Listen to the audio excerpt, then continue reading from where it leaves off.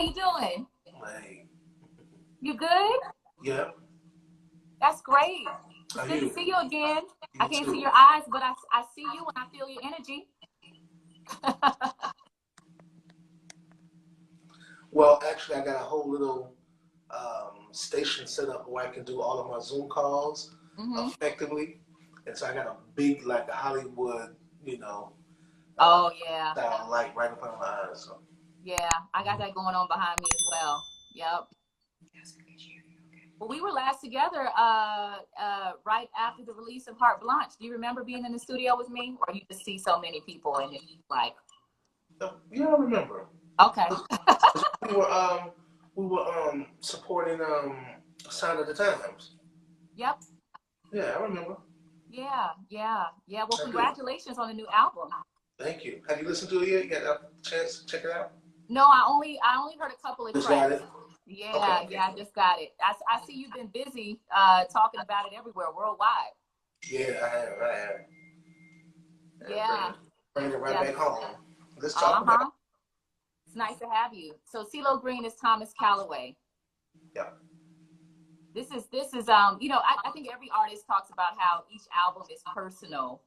Yeah. But what was like the special touch, the thing that was very significant for you specifically about this album? Um, well, I think that each project is personal in its own way. Everything is an extension of a personal experience or an emotion or a notion to address this, that, or the third. Um, but I wouldn't say this one is just like um, exclusive to me in that way, but I will say that it's intimate in that way because I really just felt like it was downsized, if you will. There's no big budget. Um, it's just a lot of heart and soul and integrity, care and compassion, and the very simple ingredients, of songwriting, and it just kind of goes back to that nostalgia and that period piece and that era of where I heard Bill Withers say this recently. He said, well, in my time, all you needed was a great tune, lyrics, and a believable voice. Yeah. So rest in peace to Bill Withers. So that spoke to me, and especially that it came from him, and I got the opportunity to meet him in my lifetime. Yeah.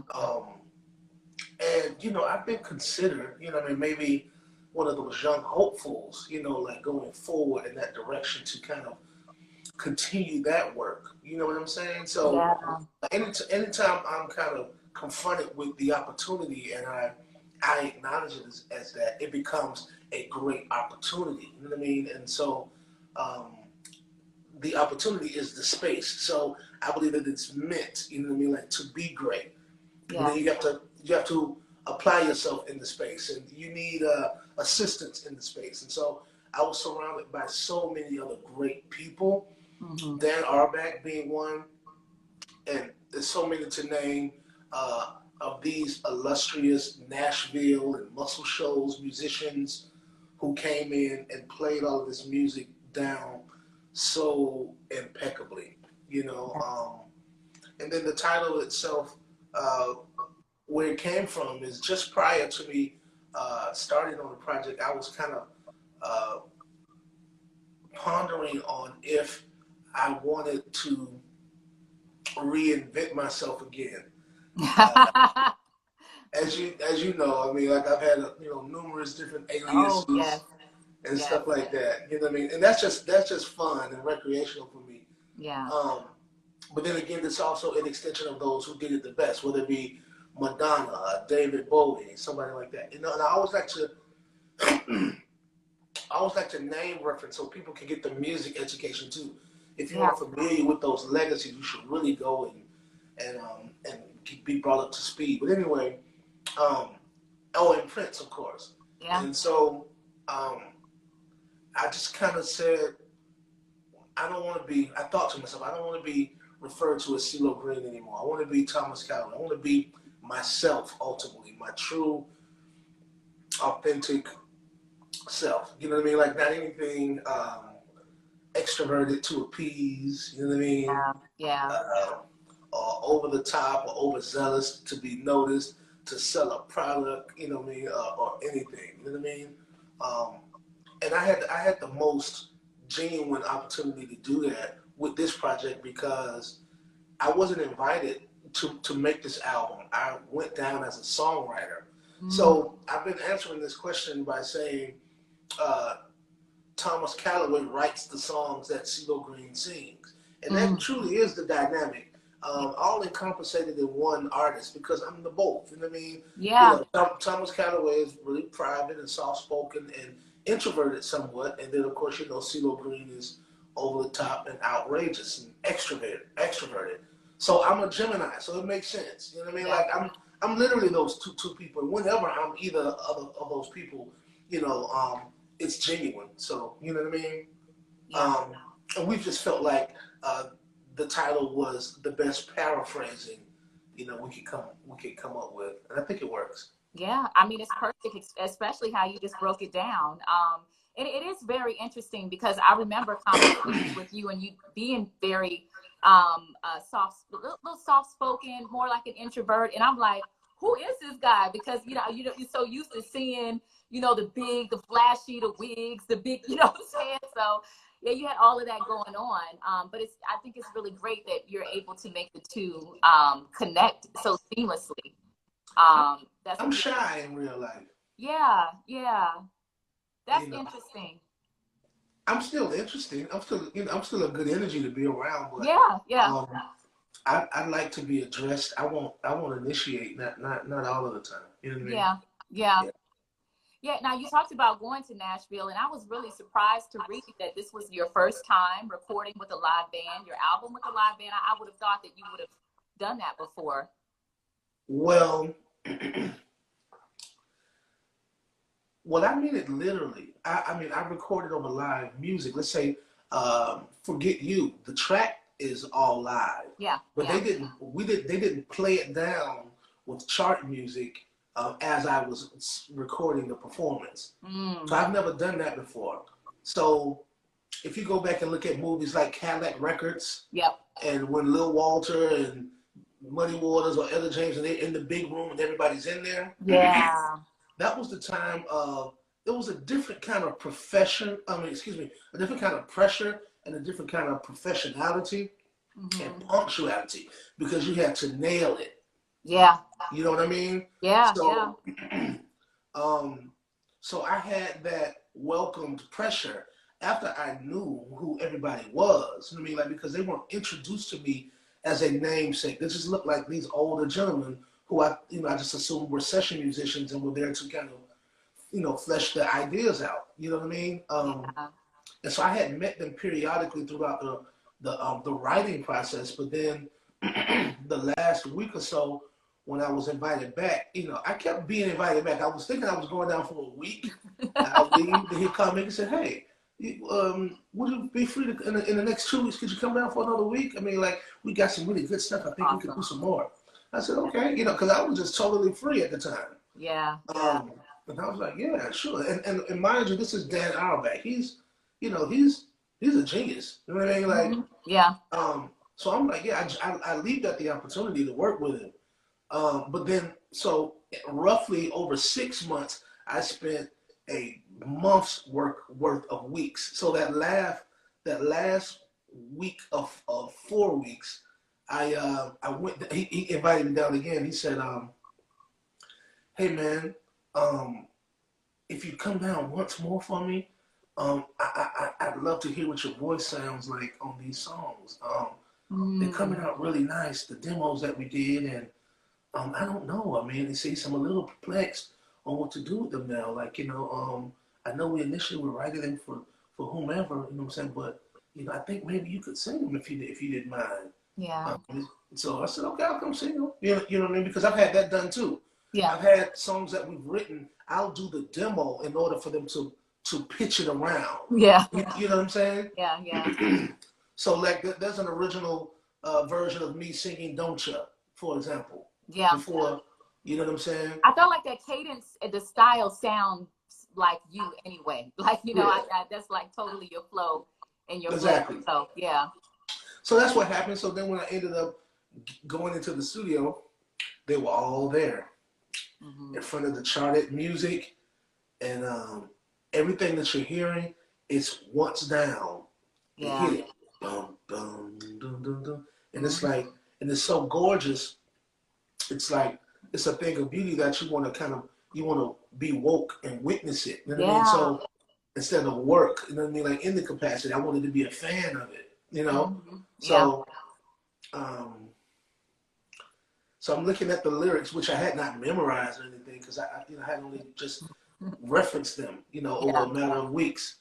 So, you know, I'm looking at the lyrics with one eye, and then I'm looking this way, and I'm just like, wow, that's cool, so cool looking.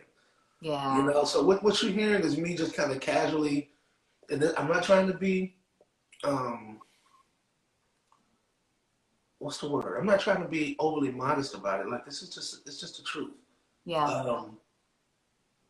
I just was just casual and nonchalant. Like, so therefore, CeeLo Green was like, you know, he wasn't welcomed in. You know what I mean? Like, you know, I didn't have to overdo it to, you know what I mean, like, and make it stomp down, soulful or anything like that.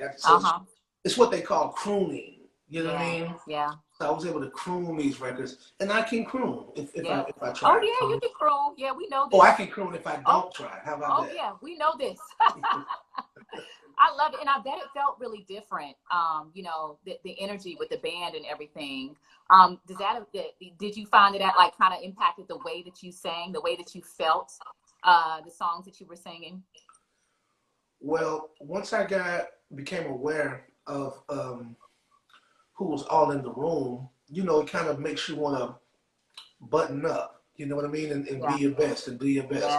Yeah. So it was cool to be the youngest and the dumbest in the room. You know what I'm saying? Yeah. Because I'll take that as an incentive. You know what I'm saying? And I did. And so then, you know, ultimately it's a matter of time, because if you can't nail it, you keep going back to the beginning and boom, boom, boom, and it starts to unravel a little bit. You know, each time. So I do know that. And, you know, that's really safe to assume. So I just kind of wanted to do my best, being that I was surrounded by such accomplished, you know, people in the room. I was like, wow, I gotta rise to the occasion now. Yeah. You know, we hear people, you share like a lot of motivation on your IG a lot. And, you know, I just think about, you know, how we're a reflection of the company we keep, you know, and how when you're surrounded by that excellence and that greatness, how, you know, it impacts the way you communicate and the way you perform. And I think that's a great example of that. You know, with the quarantine and everything, I can imagine it's probably challenging for a lot of artists, you know, putting out a record now, not being able to, you know, do all of the promotions that you were able to do in the past with previous albums. With the quarantine, have you been doing any self-reflection in terms of life and the meaning of life, and has that changed for you, considering everything that's transpired in 2020? Oh yeah, absolutely. We at the very beginning, I was coming to Atlanta for business, and then of course everything then ensued all of a sudden. You know, it just got real on everybody. Yeah. So my fiance Shani was in San Francisco, where she's from, tending to her relatives. You know what I mean? Like, you know, her father. She was going there for her grandmother's birthday, and her father was sick in the hospital, and then also her uncle was sick. Due to unrelated health reasons, they both passed days apart. But then she was quarantined and she couldn't get back. You know what I'm saying? So what we had done is, me and my son, who had just recently got his own place, I just went and grabbed him. Because I had always said, you know what I mean, I've been something of a conspiracy theorist, you know what I mean? And, you know, these things were not totally surprising to me, but it was just that feeling of, wow, this is actually going to happen in my lifetime. It's like, I heard of this, you know. So I found a stillness and I found a peace. You know, I made my peace with it. You know what I mean? Like, you know, because I do plan to fight to the end. You know what I'm saying? I don't plan to be a victim of any of it. You know what I'm saying? So, with that being said, we just wanted to prepare a place. You know what I mean? Like, so I have a property that we don't stay in, you know what I mean, primarily at all. We live in Miami, but out in the country. So my wildest dreams came true, if you will. It was very surreal, Mm-hmm. because you see the movies to where like when they gotta take off and run. You know, my grandfather used to bring me down here and go fishing. You know, so Yeah. it's this old Yeah. spot in the Yeah. woods. I'm saying like you got to pull off the plastic and it's got the generator. Yeah. Yeah. Yeah. It was just like that. You know what I'm saying? So Yeah. we came out here and we cleaned up and we stocked up the cabinets and you know what I'm saying? Um, and she finally did make it here. So the first thing was first was just to love on her. You know what I'm Yeah. saying? Like, you know, but she, you know, definitely was quite strong, you know, like under the circumstances. And not to mention, you know, we're dealing with a pandemic. We don't really know what comes along with that. You know what I'm saying? So um, but we just got closer and then you just uh you start to introspect and reflect Yeah.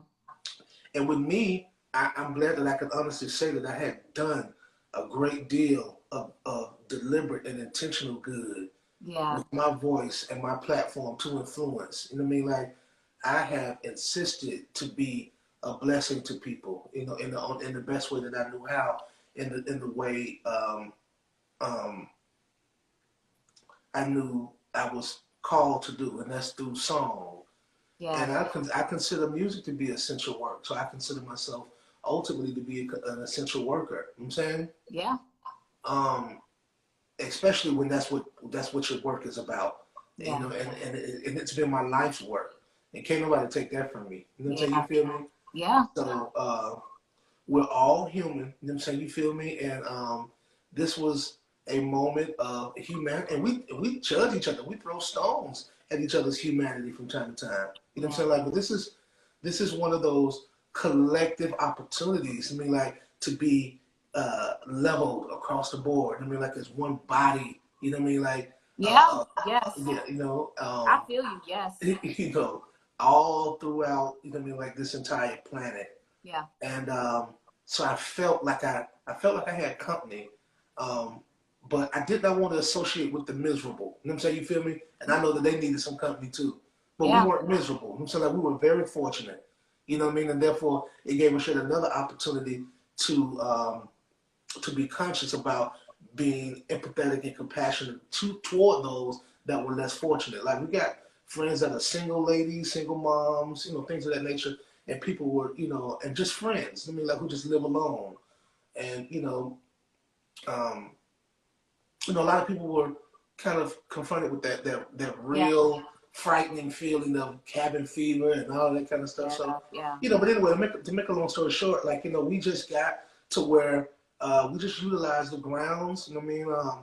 You know, to get some steps and some cardio in, and Mm-hmm. we just created a daily regimen. So like a workout, meal prepping, prayer, then recreational activity. We go to a different room and get some space. Either you want to mess around on your phone, or take a nap or whatever you wanted to do. You know Yeah. what I'm saying? And then you know, of course, laughing in front of the TV, watching Netflix or something. You know. Yeah. Yeah. I think that's so great of you to share that because I think now more than ever we have to be intentional about our mental health and self-care, and we Mhm. have to have the things in place. You know, the physical activity, the serotonin, the endorphins you get from exercise, eating healthy, and all that. So Absolutely. that's wonderful that you're doing that. You know, you're international. You've worked with people of all races, and you know, with everything going on in terms of racial injustices, what we're seeing happening in the world and happening to Black men and Black women. How has everything going on in terms of your relationships with you know, your colleagues who happen to be white? Has that changed the dynamic of your relationships? Like, has it impacted your relationships with non-Black people?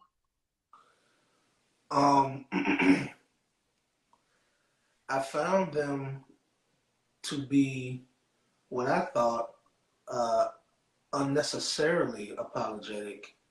You know,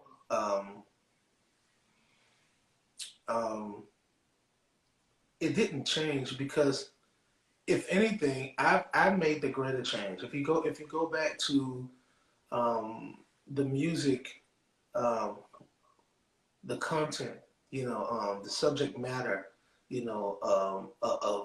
of Goody Mob, then you'll see that there was a time in my life when I could have been written off as a racist too. You know what I'm saying? Yeah. But then David Bammer said something once that was really profound to me. He said, racist, kind of would qualify as, pro-race. You know what I mean? So like if you're pro your race, there's a positive in that. And he said that he didn't believe that Black people were racist enough. And that made a lot of sense to me. This time, our plight, has been to inform. And enlighten, because, equality, as I always say, information is the only equality we shall ever have. Yeah. We have to be as smart, as cunning, as consistent, as committed. You know what I mean? And I believe that, yes, a great deal of the game that we're playing, this game of our life's experience in America, is fixed. You know what I mean? And the winners are cheating. Yeah. Because supremacy stems from competition. Yep. You know what I mean? Yep. So with that, you know what I mean? We can't celebrate our stereotypes or wear them as a second nature any further. We have to sever ourselves from it. To distinguish ourselves definitively. And I believe that also a war that should be fought ultimately will be a war between niggers and Black people. Wow. Now, in my travel and in my experience, I've become a greater humanist than anything. Why is this? It is just the glory of God that He would give me a truth and a transparency, in song that would appeal universally in that way. So you all know what my politics have been. And even in me saying that, your opinion is your political stance. As soon as you utter or express yourself in one regard or another, you have opposition. You have to be willing to stand on that. Yeah. You know what I'm saying? And again, when I go back to nigger, I don't mean it as Black people. I just mean ignorant people in general. In general. Yeah. Now, ignorance is ignorant of itself. It does not recognize itself in the mirror. But you better be prepared for a really good argument if you ever call ignorance stupid. You understand what I'm saying? Yeah. Ignorance will argue with you. It will defend itself, whatever it is. You understand what I'm saying? I do. And I hope that wasn't too colorful. I hope that everybody that's listening will read between the lines of what I'm saying. You know what I'm saying? I think you just broke it down in a very profound type of way. And I think that colorful language is necessary to kind of it's like, well, wait a minute, what does he mean? Yeah, but I feel you. If anyone thinks that we won't need allies to win this war, you're terribly mistaken. But be your best self. You know what I mean? Like when we go back to supremacy and we go back to why that is, and when we realize that it stems from a spirit of competition, you ask yourself, why are we competing against in that way? I mean, what do we actually have? Yeah. We have a God body endowment of talent and resilience and endurance. You know what I mean? Like, we are dominant in every field. I'm saying, like, and that's just only to do comparables. We just don't own those capacities. I'm saying, like, you feel me? So ownership is also equality. I'm saying, but Yes. we have to. But the difference between ourselves and our counterparts is inheritance. The biggest difference there is. Oh, Unfortunately, oh my God. we have to start over and over and over again, and we get tired and we get weary.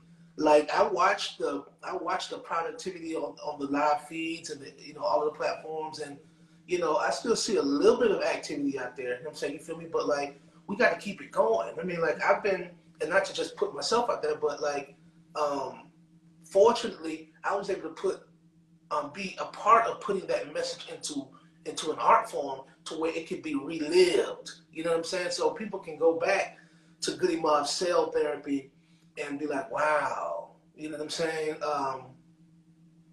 They talked about this 25 years ago. You know what I'm saying? And then, my involvement or my contribution, is repurposed and reignited. I mean, like, in someone. And they get reminded of me. When anybody thought that I've gotten tired, I walked away from the fight. I'm like, I could never walk away. I'm black. Yeah. You know what I'm saying? Like, I could never walk away from it. I'm Reminded of reminded of you that. and inspired by you. Absolutely. I mean, I think that's an inheritance as well.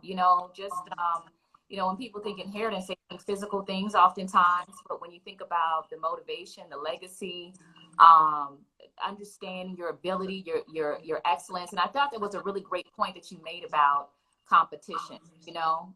Because I just feel like when I think about white supremacy, and I think about how it was rooted, and why it was such a big deal for white folks not wanting black folks to learn how to read, not wanting black folks to own property, not wanting I'm like, what was the threat? Because information is equality. Yeah. That's it. That's so powerful. And as people, of course, we are targeted and attacked and colonized in that way. Yeah. Let's say, but America is a corporation running a Ponzi scheme.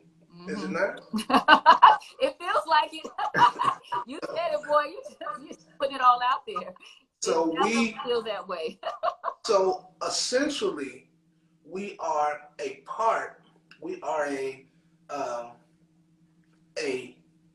facet, like, of a business model. So it's not so personal, and this may be controversial, but of course it is deliberate, it is intentional, the attack, on black people, but they have established a food chain, you know what I'm saying? Yeah. And at this point, we've gotten a great deal up the way, but there's still so much more work to do. You know what I mean? Yeah. I mean it when I say it's impersonal, because it's business, and this is the way that they see it. You know what I mean? Because America is capitalist first, sexist second. You know what I'm saying? Like, classist third, and racist last. You know what I mean? Like, so they definitely want their money first. Yeah. I mean, we on here to talk about the album, and I feel like I should, cash app you for the sermon today, because you really, really dropping some knowledge. I really appreciate that, and we're so excited for the new album. CeeLo Green is Thomas Callaway, available everywhere. So y'all make sure y'all check that out. And of course, you know, you always have love from Majic 107.5, 97.5. We love everything. And I know that we're promoting product, at the moment, so that's cool. We'll keep it clean. But if you ever want to, get together on the line again and we can just talk. I mean, like, yeah. You know, I remember the last time when you were in the studio, and it just being a really great conversation. Never felt like an interview, but I always felt very blessed by everything that you said. And you're being a blessing. You know, I saw that you recently posted how God is using you. He's definitely using you. You know, through your life, through your actions, through your music. So I wish you continued blessings, and I really, really appreciate your time this afternoon. Yes, ma'am. I really appreciate that. Thank you. All right. Well, we'll talk to you soon. Thanks so much, CeeLo.